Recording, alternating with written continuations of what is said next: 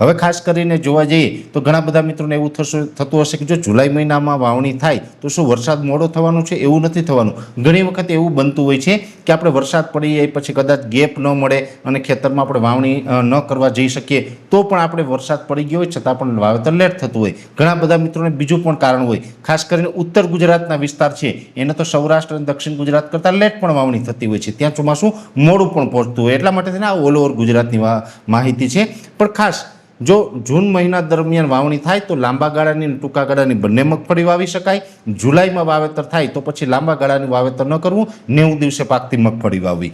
Soybean છે એ આપણે ગમે ત્યારે અત્યારે વાવણી થાય તો પણ વાવી શકાય, જુલાઈમાં વાવણી થાય તો પણ વાવી શકાય. સોયાબીન આમ પણ 90 દિવસનો પાક છે એટલે સોયાબીન માટે કોઈ ચિંતાનું કારણ નથી. જે મિત્રો કપાસનું વાવેતર કરી રહ્યા છે એ મિત્રોને ખાસ વિનંતી છે કે જો આપણે જુલાઈમાં વાવેતર થાય તો પણ આપણે લાંબા ગાળાનું ટૂંકા ગાળાનું બંને કપાસ વાવી શકાય છે.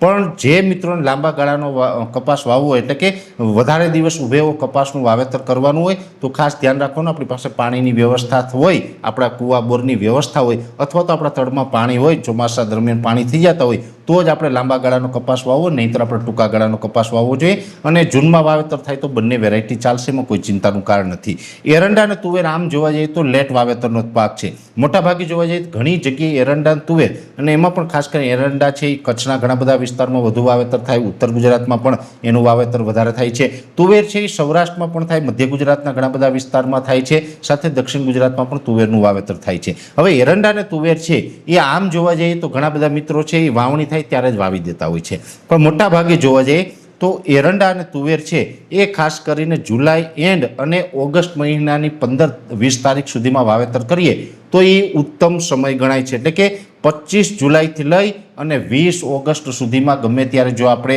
એરંડા કે તુવેરનું વાવેતર કરીએ તો એના માટે કોઈ ચિંતાનું કારણ નથી. એ યોગ્ય સમય છે. છતાં પણ ઘણા બધા મિત્રો છે એ અત્યારે જ આપણે જૂન મહિનામાં વાવણી થાય ત્યારે જ વાવેતર કરી દેતા હોય છે. પણ આ જે બધા પાક છે, જે ટોટલ 5 પાક છે કે કપાસ, મગફળી, સોયાબીન, તુવેર અને એરંડા, જે મુખ્યત્વે ખેડૂતો વાવતા હોય છે, અને આ જે ચોમાસું પાક તરીકે આ 5 પાક છે એના વાવેતરના આયોજન છે એમાં અત્યારે બહુ મારા માનવા પ્રમાણે ફેરફાર નહીં કરવા પડે, કેમ કે વરસાદ છે એ સમયસર આવી જવાનો છે. જૂનમાં જ મોટાભાગના વિસ્તારમાં વાવણી થઈ જવાની છે એટલે આપણે ક્યાંય પાકના વાવેતરમાં ફેરફાર કરવો પડે તેવી શક્યતાઓ ઓછી લાગે છે.